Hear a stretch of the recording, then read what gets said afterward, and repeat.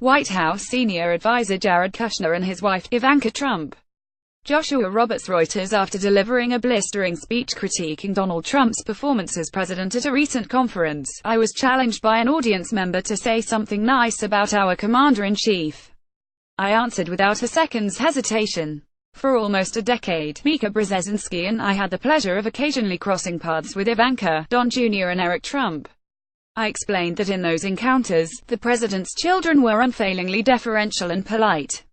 Long before their father's election, the Trump children enjoyed a stellar reputation among most Manhattan influencers for being hard-working and well-raised. They possessed few of the flaws too easily recognizable in other wealthy and well-connected kids.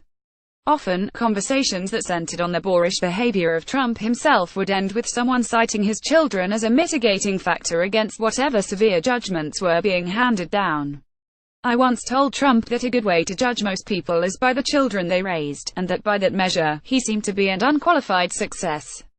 The Donald's response was uncharacteristically humble. "Anything good you see in my children is the result of them having a great mother," he quietly said, with no cameras rolling to catch this fleeting glimpse of humility. Much has changed in the 5 years since Trump delivered that self-aware confession. The Manhattan developer is now the least popular first-year president in the history of presidential polling. His oldest son is caught up in a federal investigation involving attempts by Russia to undermine American democracy.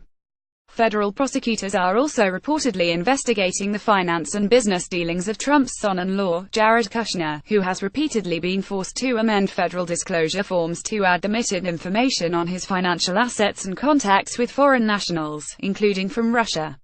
Even Trump's daughter Ivanka, despite her concerted efforts to keep a low profile during the campaign and to round off her father's roughest edges inside the White House, has become the subject of controversy. Her decision to sit alongside foreign leaders at the recent Group of 20 summit in Hamburg was slammed as grotesque and banana-y publicly. In a recent tweet, she declared that she would be serving alongside John Kelly, just as the retired four-star Marine general let it be known that all access to the Oval Office would go through him.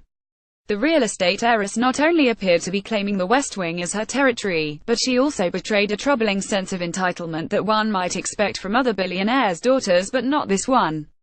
Kelly and White House insiders know that Ivanka Trump is as ill-prepared to face the brutish realities of Washington as her father. And tragically, neither seems to know what they do not know. Which brings us back to Kushner. Though Donald Trump might be loath to admit it, Kushner did much to elect his father-in-law.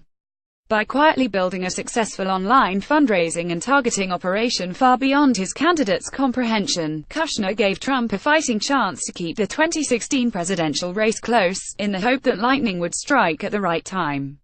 It did. And that's when Kushner's problems began. The quiet diplomacy Kushner employed so effectively during the campaign gave weight to the sort of stubborn arrogance that often infects the winning side of presidential campaigns. Trump's shocking victory led his son-in-law to believe he could reinvent government, like Al Gore, micromanage the White House like James Baker and restructure the Middle East like Moses. Kushner's confidence seemed to reach its apex whenever the subject turned to Middle East peace. His bizarre belief that the world began anew the day Trump was inaugurated was exposed again this week when a leaked audio tape caught Kushner telling White House interns, "We don't want a history lesson. We've read enough books. Americans have seen enough headlines over the past 6 months to better understand why nepotism does not work in the White House. Though my words may suggest otherwise, I genuinely like Jared and Ivanka. I also love Joey, Andrew, Catherine and Jack Scarborough. But I wouldn't let them run my morning show any more than Trump should let his children run roughshod over White House operations. Vice presidents, not daughters, should sit in G20 summits. And a Secretary of State should broker Middle East peace, not an inexperienced 36-year-old son-in-law. I have no doubt that Trump's daughter and son-in-law believe they are working hard to make America and the world a better place. But now the best thing they can do for their country is to move back to New York and let professionals run the White House."